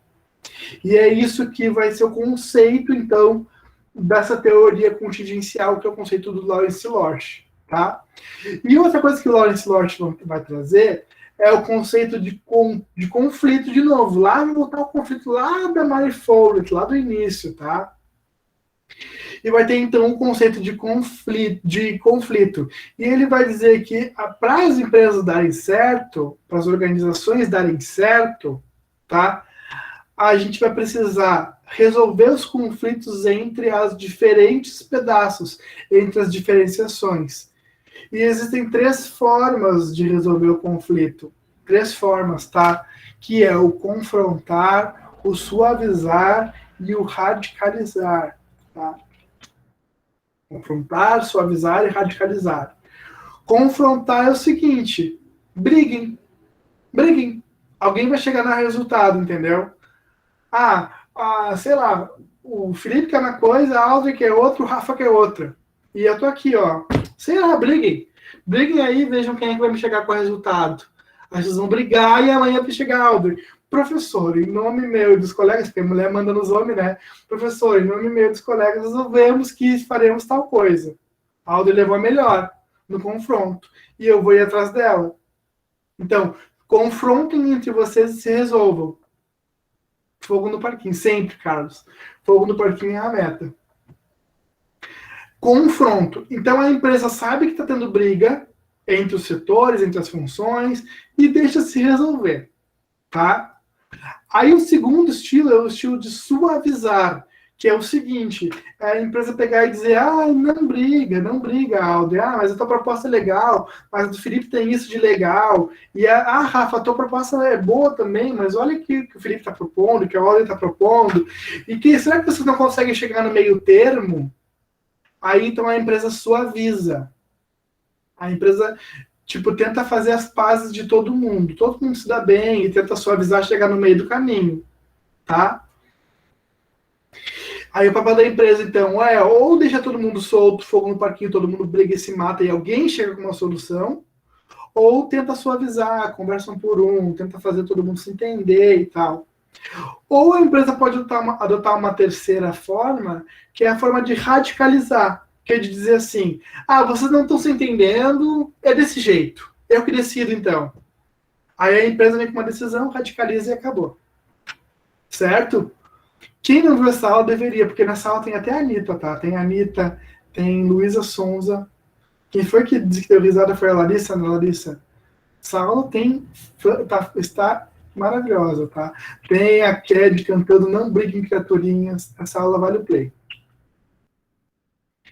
Aí, gente, seguinte, o Lawrence Lorsch vai trazer a ideia também de interfaces de conflito. E vão dizer o seguinte, que existem conflitos grupo a grupo, que é esse conflito que eu falei para vocês, né, de uma contra o outro, que aí ou briga, ou confronta, ou suaviza. Existe o conflito de indivíduo contra a organização. Então, aquela pessoa está com algum problema com a organização e eu preciso resolver esse conflito com ela. E aí eu chamo a Audrey para conversar, Audrey, vamos resolver, não é assim, papapá, mas o problema é pontual. Aí a empresa vai tomar uma decisão com relação à Audrey. Ou a empresa está tendo um problema com relação ao ambiente. Aí ela vai integrar todo mundo para dar uma solução, ou para repensar, ou para combater o ambiente. Tá? Essas são as ideias do Lawrence Lorsch. E aí depois disso a gente tem as ideias da Woodward, que é uma das 4 mulheres da administração. Daí eu trouxe um pouco de destaque a mais para ela, porque ela propõe que existem arranjos físicos, tá? Arranjos físicos de acordo com a produção e com a tecnologia. Então vai ter o arranjo físico unitário. O que é o arranjo físico unitário? É quando o cliente pede um produto da empresa. E aí tu tem que fazer o produto de acordo com o que o cliente pediu. Aí, de novo, vou trazer os contadores para cá de novo, né? Vocês imaginem, tá? O cara vai construir uma casa. Aí todo o cálculo da casa, de quanto ele vai gastar de material, de matéria-prima, de arquiteto, de engenheiro civil, de luz, de energia, de cabeamento, de CE, de licenciamento. Vocês percebem a grandiosidade de um projeto que é construir uma casa? É tudo vocês que vão calcular para ele.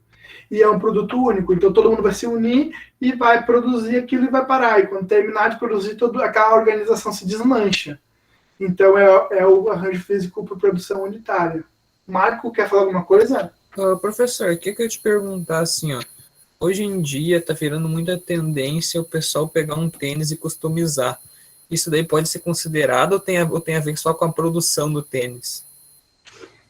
Tu diz assim, eu comprar um tênis customizado de alguém, é isso?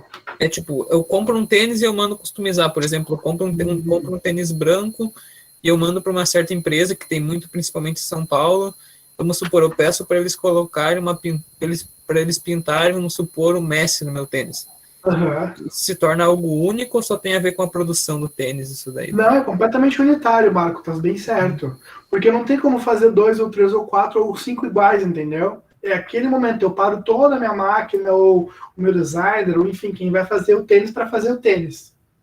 E aí, quando eu paro para fazer o tênis, produto único. Quando eu terminei de fazer esse tênis, eu vou abrir um outro projeto, fazer alguma outra coisa. Vou terminar de entregar o tênis do Messi lá do Marco, vou fazer o tênis do, sei lá do Tinga, pros Colorado aí. Tinga, bem feio no pé de vocês. Tô brincando, gente. Mas entendeu, Marco? É único, é um produto único, é unitário. Depois a gente tem o esquema de produção em massa. O que é produção em massa? É uma produção que tu faz e tu entrega um lote de produção. Aí, trazendo a ideia do tênis do Marco, é produzir 20 tênis, 30 tênis, 4 tênis, 40 tênis, tudo igual pro mercado, entendeu?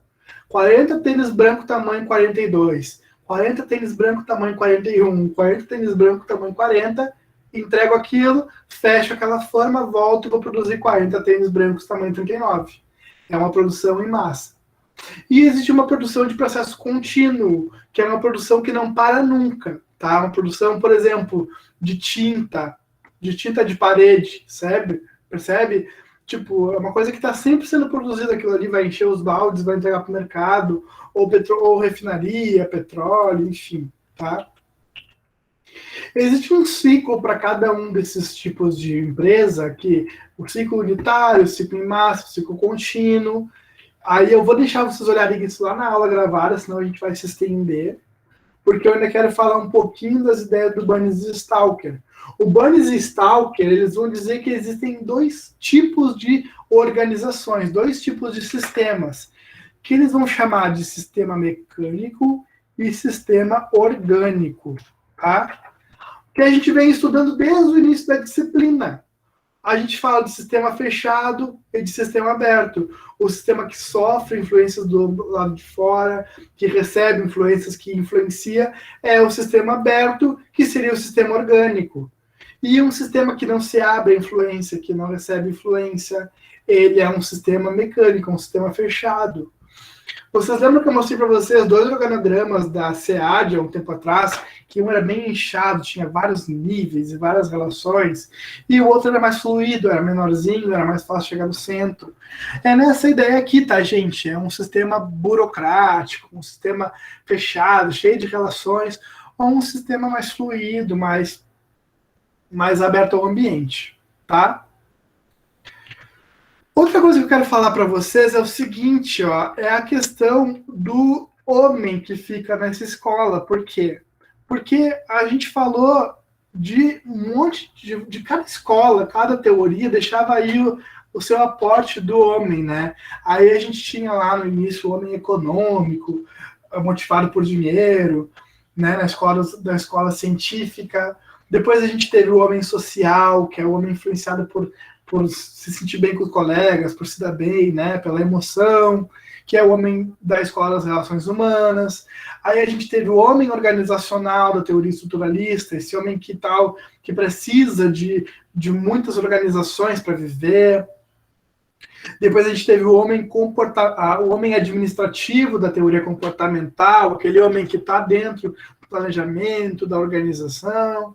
A gente teve o homem funcionalista da teoria de sistemas, né? Esse homem que está dentro do processo de entrada, processamento e saída. A gente teve o homem digital da tecnologia da informação, esse homem completamente pelo celular. Enfim, falei tudo isso para dizer que o homem que fica da escola contínua inicial é o homem complexo. É um homem que, assim, ó, ele é tudo e ele não é nada. Ele pode ser um pouco social e um pouco digital, ou ele pode ser um pouco econômico e um pouco funcional e não ser muito digital. Quer ver um exemplo aqui? A gente, tudo aqui deve ter um Instagram. Todo mundo deve ter um Instagram aqui. Aí tem gente que tem um Instagram para postar 1 milhão de fotos, que adora receber curtida. Tem gente que vai ter um Instagram aqui para olhar as fotos dos outros, não posta nada. Tem gente que tem um Instagram aqui para ficar olhando memes. Tem gente que tem um Instagram aqui só para olhar stories. Tem gente que tem um Instagram aqui só para postar stories. Tem gente que tem Instagram fake só para cuidar do namorado ou a namorada. Tem gente que tem Instagram para vender, tem a sua lojinha no Instagram. Então, olha só, o homem digital envolvido com o homem social, quando eu falo de cuidar do namorado, ou com o homem funcional, quando eu falo de ter a sua empresa, a sua loja, ou o homem econômico, quando eu falo de vender alguma coisa. Ele é complexo, nós somos seres complexos, a gente tem um pouco de cada coisa. Vocês estão aqui, vocês estão pensando que futuramente vão ter o cargo de vocês na empresa lá, sei lá, vão fazer concurso, vão ser concursados. Daqui a pouco bate uma bad e diz, não quero ser concursado, vou abrir meu escritório de contabilidade. Daqui a pouco, não quero abrir meu escritório de contabilidade, não sei o que eu quero fazer. Fica essa coisa assim, o que eu quero da vida, não sei, entendeu? Depende do momento, depende do ambiente, depende do que vocês estão com contato. E é exatamente isso que fica na teoria contingencial. É o homem complexo, o homem que depende do que está acontecendo, ele vai ser uma faceta, ou ele vai ser outra. Quer ver uma coisa? Estou aqui dando aula para vocês voltam me dando uma risadinha, voltam me vocês cansam e tal, mas vocês estão me acompanhando na aula. Tem turma que eu posso dar aula, os caras nem estão aí, estão tudo de vídeo fechado e não estão nem falando comigo nem por microfone, e tipo, só querem assim, professor, cala a boca, quero ir embora fazer outra coisa, não fala mais, entendeu? E aí, o mesmo professor pode ser visto de uma forma por uma turma e de outra forma por outra. E é o mesmo, com a mesma metodologia, com os mesmos vídeos. Então, depende, percebe? Depende da boa vontade de vocês. Para mim, por exemplo, sei lá, para mim, a Alda é uma pessoa super legal, minha aluna, ela é interessada, mas daqui a pouco a Alda ir lá, vou dar um exemplo bem pior, tá, Alda? Desculpa, mas lá na casa dela, a mãe dela, a Alda não faz nada aqui em casa, a Alda é uma preguiçosa. É a mesma pessoa, e eu vejo uma faceta da Alda e a mãe dela vê outra, percebe? É um homem complexo, não existe uma resposta, assim como o ambiente não existe uma resposta. Certo, gente? Apreciação crítica, o que fica?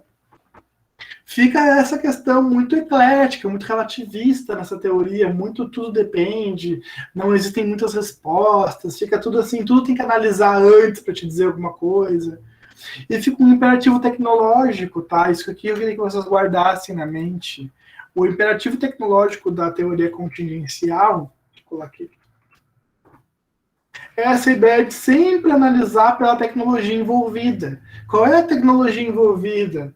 Fazendo ali o exemplo do Marco, né? Ah, o tênis vai ser personalizado, então existe uma máquina que vai imprimir o tênis. Qual é a máquina que está envolvida? Qual é o tipo de produção que vai estar envolvido? Então, eu sempre vou ficar focado na questão de qual é a tecnologia envolvida, tá? Aí, aquela pergunta que eu trago para vocês é que se tudo depende, então, qual é a resposta e certeza que a gente tem? Não tem para nada? E a resposta dessa pergunta é a seguinte, que para a gente dizer qual é a resposta, tem que analisar o ambiente antes. Tem que ver em qual ambiente que está inserida aquela organização, e aí quando eu vejo o ambiente, aí sim eu vou conseguir dar uma resposta. Professor. Oi, Rafa. É que nem na semana passada, naquela parte das racionalidades, a entrevistada só falou, depende. Depende. Tudo depende. Porque tudo é uma questão de o que acontece lá fora, né? Existe até eu trouxe para vocês mais cedo, né? O dependente e o independente, né? O ambiente independente, ele não muda, mas o resto, tudo depende. Tudo depende do que acontece lá fora, o que não acontece. Eu sei que vocês estão calejados de falar de pandemia, mas imagina, a pandemia mudou totalmente a dinâmica das empresas, gente. Totalmente. E a pandemia tá aí, tá indo embora, graças a Deus, né? Parece, eu acho. Se bem que tem variante Delta agora, sei lá. Mas amanhã eu vou tomar minha segunda dose da vacina.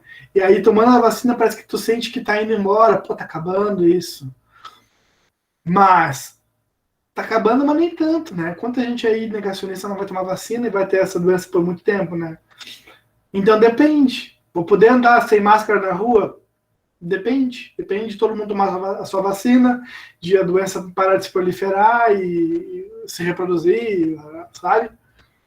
O professor, vai te dizer que aqui na minha cidade, como é uma cidade pequena, né, tipo 35 mil habitantes e tudo mais, já tem muita gente andando sem máscara porque praticamente 100% da cidade já tomou a primeira dose.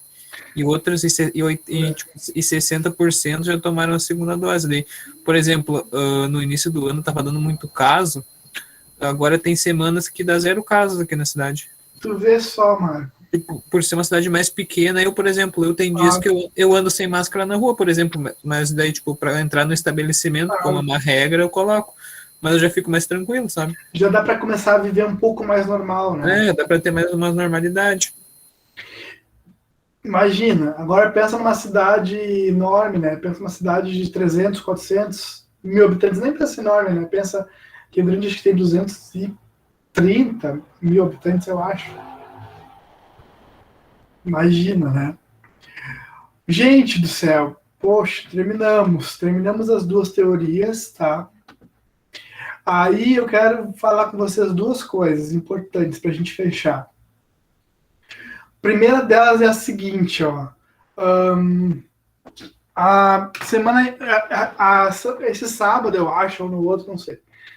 Preciso olhar datas, tá? Mas assim, eu ganhei um curso de oratória, um curso de oratória de presente de uma amiga minha que vai estar ministrando o curso, e aí eu consegui 4 vagas para esse curso para quem quiser participar, para os alunos que quiserem participar.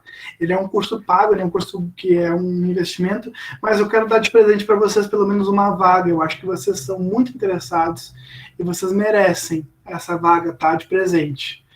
Então eu quero passar para vocês o curso eu vou mostrar para vocês aqui o link do curso da Dani, E aí eu quero dar de presente uma vaga para quem quiser, tá? Para quem prometer para mim que vai fazer o curso até o fim, porque como ele é um curso pago, tá? Ele é um curso que tem um investimento, eu quero dar de presente, mas eu quero que a pessoa faça até o final, tá? É um curso sobre oratória e... deixa eu ver aqui. Oratória, né? Aí vai ser ele vai ser 4 encontros, eu acho, no sábado à tarde. Tem que ver isso direito, peraí. São 4 encontros no sábado, tá? Sábado, dia 11, dia 18, 25 e dia 2.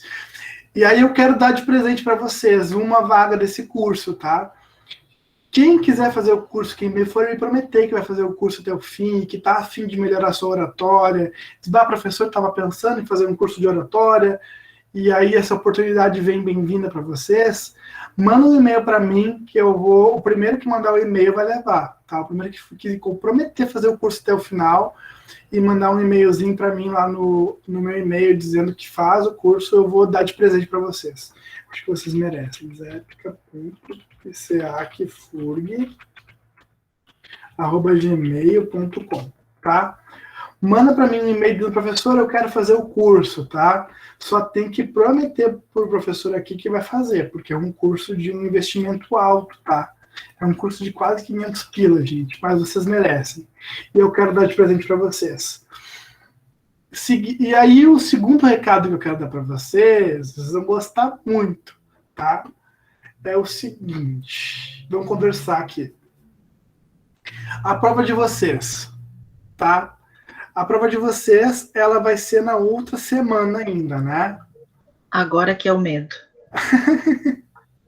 ou não. É na próxima semana. Não, a prova de vocês vai ser na semana... 2, acho, né?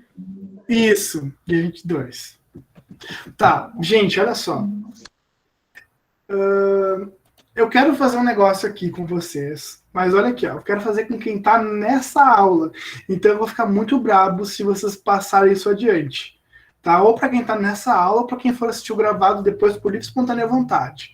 Quem faltou hoje, não é para mandar mensagem pro colega no WhatsApp, dizer, vem correndo para aula agora. Não é para fazer isso. Se fizer, eu vou ficar muito bravo. Muito bravo mesmo. Vocês são 17 aqui nessa aula. Então, se eu ver 18 pessoas manifestadas no rolê, eu vou ficar bravo. Vamos combinar assim antes de começar a falar? Tá. Seguinte. Eu vou mandar para vocês aqui um negócio no bate-papo que eu quero que vocês preencham para mim, tá? Esse negócio é o seguinte, é sobre o YouTube de vocês, tá? Vocês preenchem ali qual é a turma A, B ou C, vocês são turma C, aí coloca o número de matrícula de vocês, coloca o teu nome exatamente como ele está no YouTube, tá? Então teve um colega aí que falou, eu sou o Rony no YouTube. Pode ser, preciso que seja tal qual está no YouTube, tá? E o link do canal de vocês no YouTube, o link da conta de vocês no YouTube. Vocês precisam preencher isso para mim, tá bom? Eu tenho que preencher, tipo, agora, assim, na aula já, que eu vou fechar o formulário, tá? Posso ir falando coisas enquanto vocês preenchem, ou vocês querem que eu espere um pouquinho para vocês preencherem? Pode ir falando, eu acho. Por mim, pode ir falando. Tá. Qual é o projeto, tá, gente? É o seguinte. Vocês vão ter na plataforma de vocês... Deixa eu ver aqui, ó. 1, 2, 3, 4, 5, 6, 7, 8, 9, 10, 11, 12, 13 entrevistas. Vocês vão ter na plataforma lá para assistir, tá? Cada entrevista tem uma pergunta para vocês responderem, né? Vocês já estão acostumados com isso, certo? Sexta-feira agora, nessa sexta-feira, eu vou liberar as últimas 2 aulas e as últimas 2 entrevistas, certo? Nessa sexta-feira. Aí o esquema é o seguinte, quem tiver pelo menos um comentário de resposta em cada uma das entrevistas, então pelo menos 13 comentários, eu vou dar uma questão de presente na prova de vocês. Vocês não precisam nem responder ela. Ela é dada, assim, ó. Tipo, acabou. Entendeu? Tipo, pode deixar ela em branco que eu não vou nem avaliar. Ou pode responder a prova inteira e se errar uma questão, eu dou ela igual para vocês. Vocês ficam com um ponto extra na prova, que vocês gerenciam como quiserem. Tá? E se eu tiver feito questões a mais, professor? Vamos lá. Se quiserem responder mais coisas, interagir, 13 vídeos de aula, mais 13 vídeos de entrevistas, será que não rola 2 questões? De repente rola 2 questões. Tá bom? Isso, no caso, não tem que ter em todas.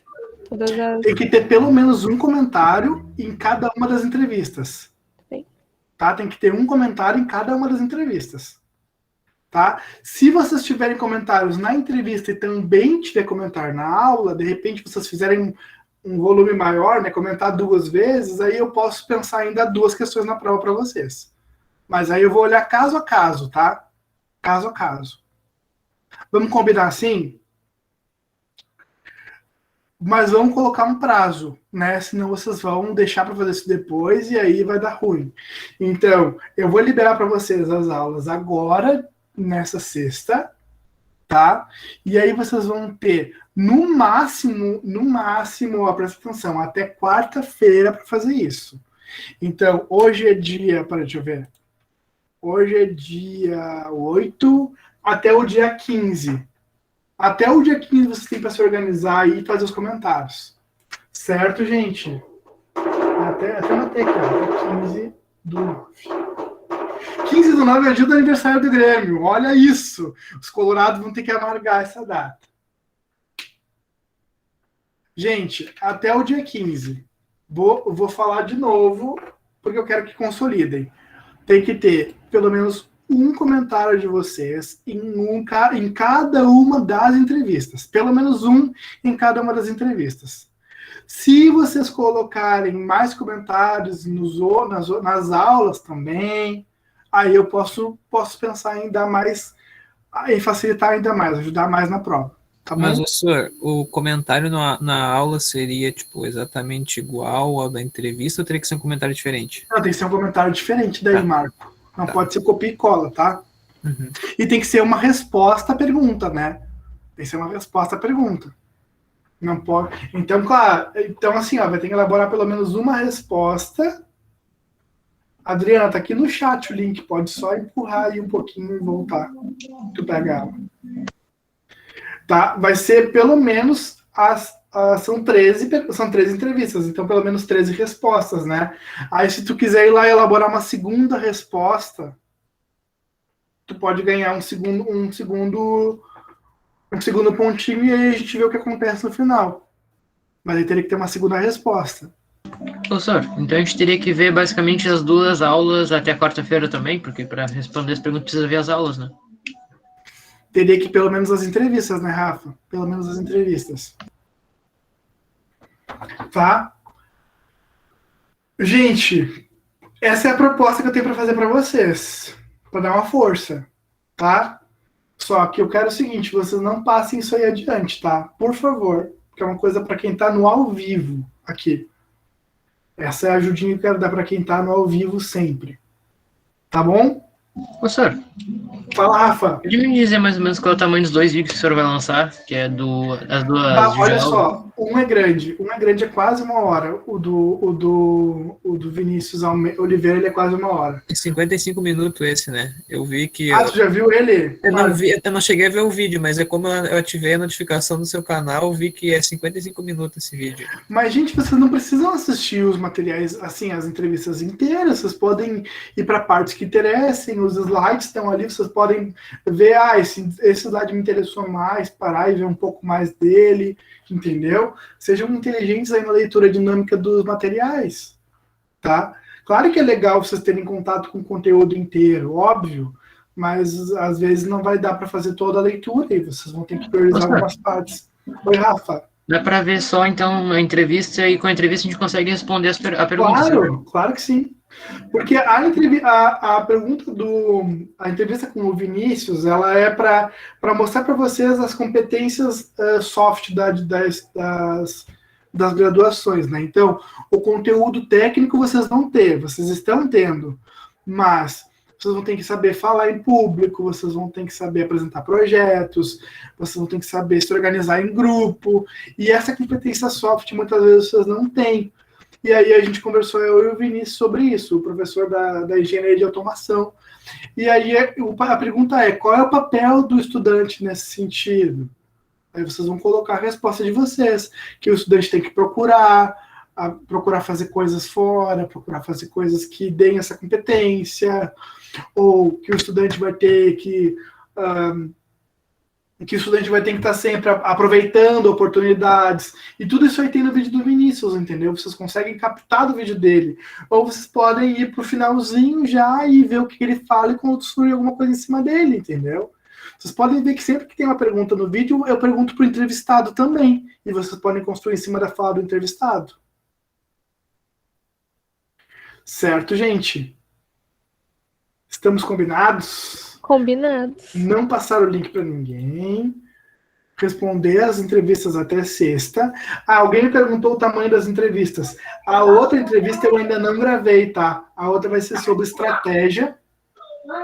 E eu ainda não gravei ela. Eu vou gravar ela na sexta-feira com as professoras da FURG de Santo Antônio da Patrulha. Então eu ainda não sei que tamanho ela vai ficar. Mas eu vou tentar fazer ela mais curta, tá?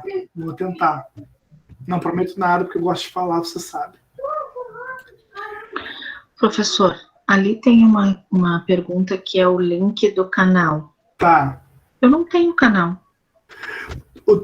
Quando tu tem um YouTube ali para fazer comentários, eu acho que tu tem que ter, Michele, o link do canal. Tem que ter. Tu deve ter, só que tu tem que ir lá na tua foto.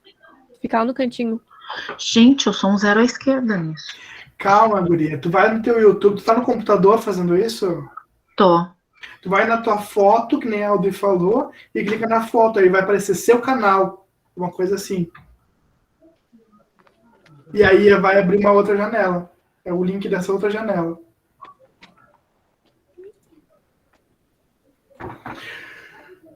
Gente, era isso que eu queria falar com vocês, tá? Com relação... Conseguiu, Michele? Se não conseguir...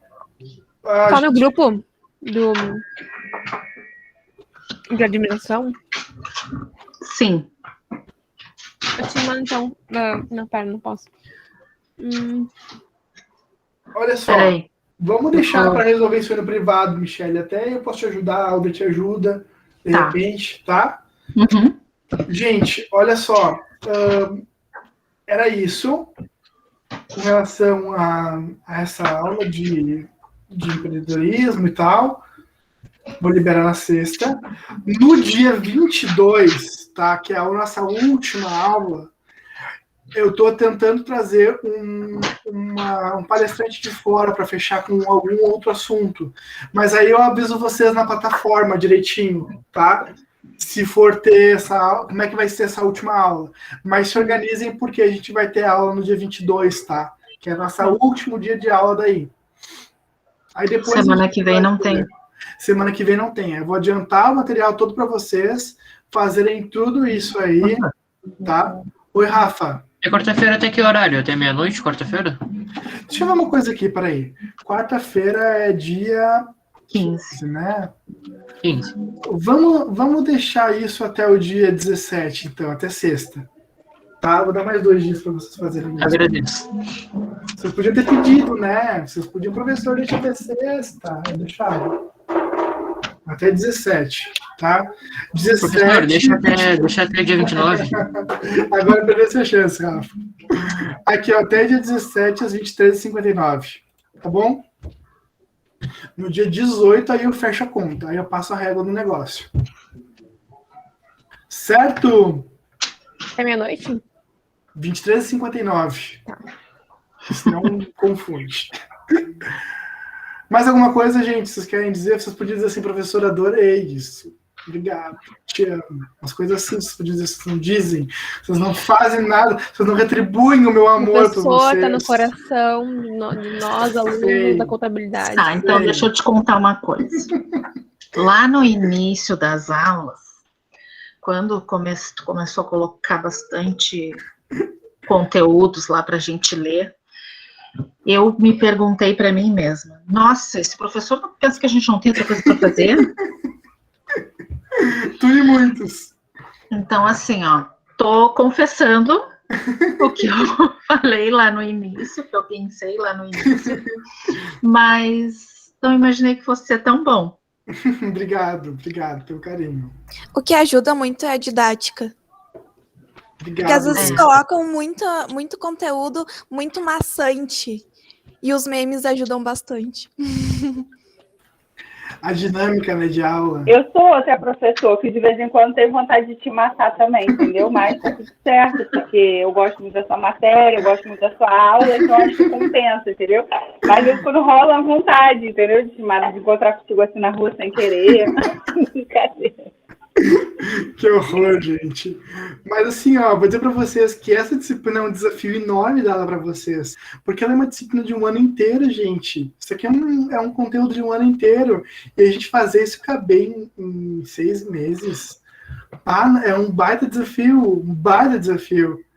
Se a gente estivesse em aula, vocês iam estar tendo aula comigo 2 dias na semana, pelo menos. E aí ia ser mais tranquilo também, né? Que a gente vai para a aula e aí se encontra em outro dia, continua aquele assunto. Então, não é muito fácil, não. Se não é fácil para vocês assistirem, eu confesso para vocês que não é fácil. Para mim também não é essa disciplina para vocês. Mas acho que a gente, entre mortos e feridos, salvaram-se todos, não é o que dizem, né? Acho que entre mortos e feridos vão salvar todos. E foi um prazer dar aula para vocês. Foi um prazer, assim, porque vocês estavam sempre muito presentes e isso fez diferença, sabe? Porque dar aula no formato remoto, gente, que desafio vocês serem telinhas no meu computador, sabe? Eu não ver vocês, eu não bater um papo com vocês, que desafio. Olha. Eu vou te ser sincera que, assim, ó, eu sou uma pessoa que sou bastante tímida, assim, para essa função de câmera e falar na frente de todo mundo. Tanto que lá no início, quando teve o podcast, eu te mandei um e-mail te perguntando se não existia uma outra forma de eu fazer. Isso. Aí, quando tu me respondeu que a ideia era justamente essa, fazer o entrosamento, eu resolvi não fazer o texto, mas acabei me ralando, porque a pessoa te deixou na mão. Desapareceu. Mas gente, mas é a dinâmica, né? É que assim, ó, quando terminar essa disciplina que vocês forem para outras, vocês forem pensar nela, vocês vão ver que vocês podem não ter até sabido muita coisa de administração, tá? Mas dinâmica de ensino superior vocês pegaram aqui, tenho certeza. Dinâmica de organização, dinâmica de gestão, de tarefa, de dupla, de coisas aí vocês sacaram, tenho certeza. Até baixei um planejador para me organizar depois das aulas. Certeza que esse choque inicial vocês vão ter passado por ele. E essa era a minha ideia, na real. Era botar vocês dentro do oceano. Agora vocês vão navegar, né? Vão pegar outros professores, outras disciplinas. Vou sentir muita falta dos meus vídeos, tenho certeza. Gente, é isso então. Uma boa noite para todo mundo. Obrigado para quem ficou aqui até agora, certo? Quem tiver qualquer dúvida, me fala comigo, manda e-mail, eu estou aqui à disposição. Tá bom? Tá ótimo. Tchau, senhor. Valeu, um abraço para todo mundo. Obrigado, Tchau, professor. Valeu, gente. Boa noite. Obrigada. Tchau. Boa noite. Tchauzinho. Valeu, gente. Tchau, tchau. Valeu. Alguém quer perguntar mais alguma coisa? Não? Fechamos? Fechamos, então? Então tá, gente. Valeu. Deixa eu parar de gravar.